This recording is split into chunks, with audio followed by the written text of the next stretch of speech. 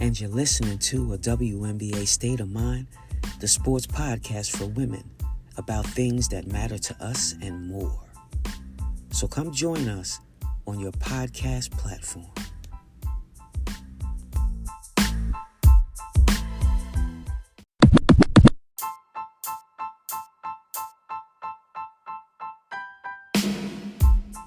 In the NBA for at least 3 years or more, I had 10,000 plus, probably somewhere between 10 and 20,000, I don't know the exact number, of guys that played Division I free scholarship basketball. Another 30,000 that played some level of college basketball at some level. And then the rest of the guys all wanted to be guys who wanted to be the best high school player they could be.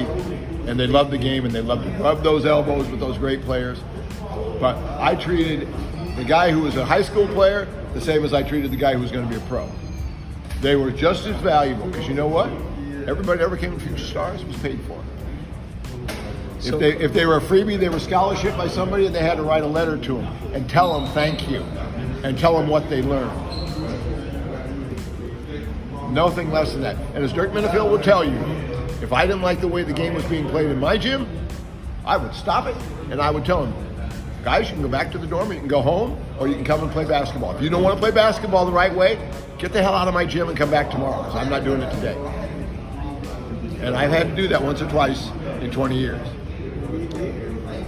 And today, all we do is pat them on the head. And we don't tell them the truth. And see, you know, there's an adage, and I think it comes from the Bible. The truth will what? Set you free. Constructive criticism starts with what? Constructive, not criticism. They couldn't figure out when you're telling somebody what they need to do better than the word criticism to go with constructive. It is somebody caring enough to tell you what you need to do to become the player. Just like yesterday when I told him you're not dominating, you're not utilizing your skills, you're a spectator, and you ought to buy a ticket to be here. And that's exactly what I told him. She can verify that. And that player is in almost every top 10 in America right now in his class. But if you just saw him yesterday, you would not know he's in the top 100. Absolutely. Coach, what do you think happens to most of these kids when they come on this level and they start to, you know, they don't perform as well? Well, first of all, they've been told to not get hurt while they're here. They've been told they've already proven themselves. But what they don't understand is this is a proving ground and a start for many of you for the 30 guys that are here from the places that pay you to play. Because they haven't been at your feet. They haven't looked at what you're doing, and they're getting misinformation. Like we talked earlier, it's the misinformation they're given because they don't understand what it takes to do it. We've changed the game today to make it easier. Make it easier. That's why they don't know who a Derek Anderson is, who was a great player in the 90s. He said 90s. They don't know that player. And their question, like, why is he talking? What's that? Well, because he got double-digit years in the league, was an all-star. Maybe you ought to listen. You know, it's. I hear a lot of guys say, just like you said earlier, Coach. You said if they haven't done it, how do they know? How can they make that? Well, it took me 8 years before I could claim what I've been for 45. Because I didn't feel I knew it yet enough to say that. But once I knew I was the equal of the man sitting next to me in the stands who had a name of a school on his front, then I knew I could put the word scout behind my name. Today, you become a scout if you start a website.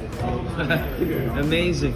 And Coach, like... And then some of them are very good. I mean, I'm not all of them, but they start with a name on a website. That doesn't make you a scout. That makes you a reporter. Wow. And with these kids here, like, we got a lot of coaches out there. We got Izzo, we got Calipari, we got Patrick Ewing, we got all you these have coaches, everybody who's out anybody there. in the coaching business. What are they looking for in these kids? Because a lot of them. I will tell you what I was told today. They know they all have a certain skill level because they're here. They are looking for the guy who's willing to play hard on both ends. They're looking for the guy who will play as a teammate as well as show everything he does individually. That was what I got that straight from the horse's mouth out there from 3 or 4 of the coaches, because they know how I feel about the game today versus how I felt about the game 20 years ago. and because it has softened. We've simplified it. It's almost like what Gene Smithson once told me, the great coach at Wichita State, who's by the name his nickname was Radar, because he could find a player somewhere and everybody else would go, where'd you find him? Because he had a great knack for finding the untapped rawness of a player.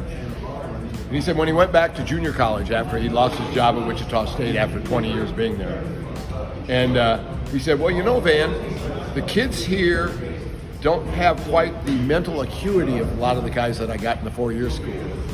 So I had to simple things. I came up with an offense, and we've done this to our game.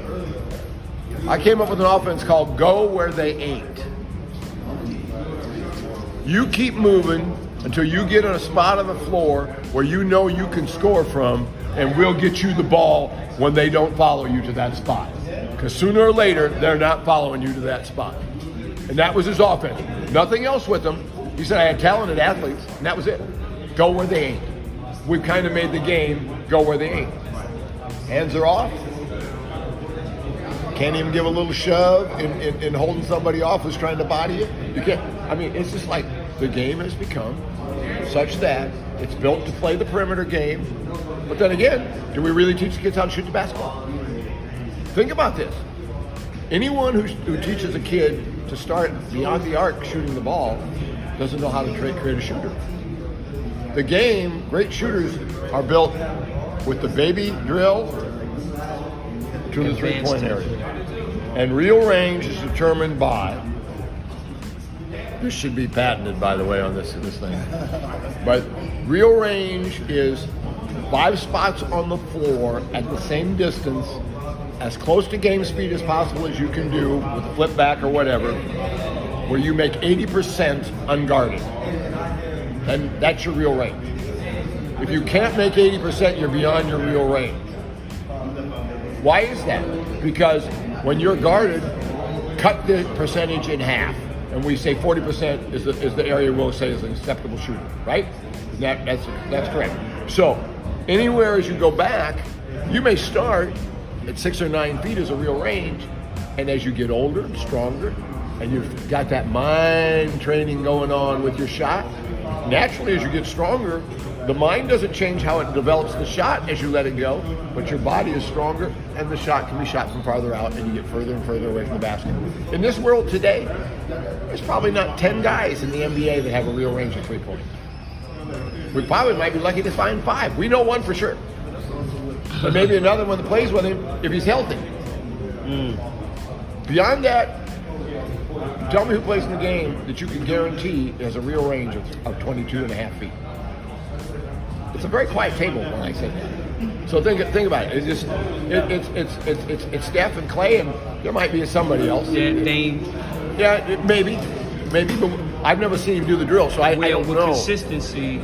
It is consistency because consistency has to be your real range. It has to be once you've gone through your steps to get there, and you're taking that as your workout. It is your range, and it is consistent. If you don't make it, you got to step back in and work your way back. Absolutely. So to me, it's all kinds of things we do. And I'm a firm believer there's no such thing as a perfect shot. It's a perfect shot for you. Absolutely. Everybody has a different body, a little bit different in the way they might do it. If it goes in and you can get it off with enough quickness to get it over the bigs when they come flying at you, I got no problem with how you shoot it. I don't care if you shoot a knuckleball or you shoot that perfect roll back that is so pretty when it goes through the basket and kind of trickles down. I have no problem with that. Wow. I don't care. I'm not going to try to fix something that ain't broke, but I'm going to fix the ones that are. And I'm a believer that shooting is a feeling and a mindset. The mind gives you confidence, and the feel lets the mind know you did it right. Wow. Great shooters always know when it leaves their fingers, whether it's going in or not. And once in a while they get surprised. Maybe it's 2 inches short or 4 inches long, because that's about the difference in the ball going in. But they're online, and they believed it was going when it went. That's what a great shooter knows. That's why a great shooter doesn't. That's why you'll see a guy, sometimes I see, well, Steph's already running down the other end, he's got his hand in the air. Well, yeah, because he knew when he let go, it's in the hoop. It's in the hoop. Absolutely. One more thing. Sure. there's a lot of kids right now who are struggling with moving without the ball, because a lot of times I'm talking to kids, I'm like, what's going on? They're like, coach, I'm not getting the ball. What would you say to a player right now? The first thing I'd say to him is, number one, when the ball moves, you must move.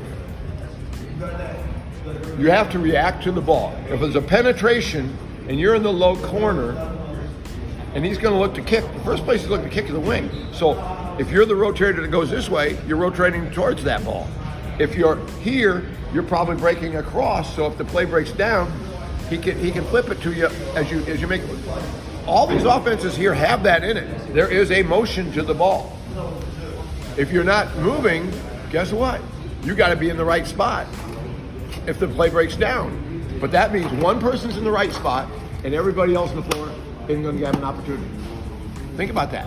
The way when you build a 4-out, 1 in, or a 5-out, none in, when the ball moves, there's one 80% outlet and there's one 20% outlet, and there's two other guys that aren't going to see the ball. So they have to go and make reaction to where the ball's going to go and where the shot's going to come. If he goes all the way to the rim, those two guys on the weak side should be the guys crashing. One designated crasher who follows the ball in, so if the ball comes straight back off, he's there. The other guys, if he goes to the rim, one's going to be crashing to be in the 80% zone, because usually it comes up short in the 80% zone on the side that he's going to finish on, and the other guy is probably dropping. Or he's going to loop into the middle if the shot's going to have a long bounce. And he has to be able to read that. He's gone. That's why we see so many layups here, because nobody reacts, because there's no thought process on where the reaction should come. You got to designate reaction. And then once they know it, they'll do it by themselves. But right now, they don't know that. So the frustration is they don't understand they're responsible for their own movement to get an opportunity. There's an 80% and a 20% outlet on a penetration kick. The other thing that goes in, that's the outlets. The other thing is the guy shoots it or he turns it over. You don't want to see the turnover, so that's why he has the outlets. If the guy's in the right position, he has the outlets. And you got to have the right players in the right position, because some guys are great three-point shooters, some are great from the top of the key, some are great from the corner. You got to have the right motion. And when the play breaks down and you go back out and start it again, everybody rotates. If you don't move, you don't get the ball. Remember what I said about that offense that Gene Smithson was running down at Central Florida Community College? Go where they ain't. And there you have it. Amen to that. Pastor Vern in the house. Preaching. Love him.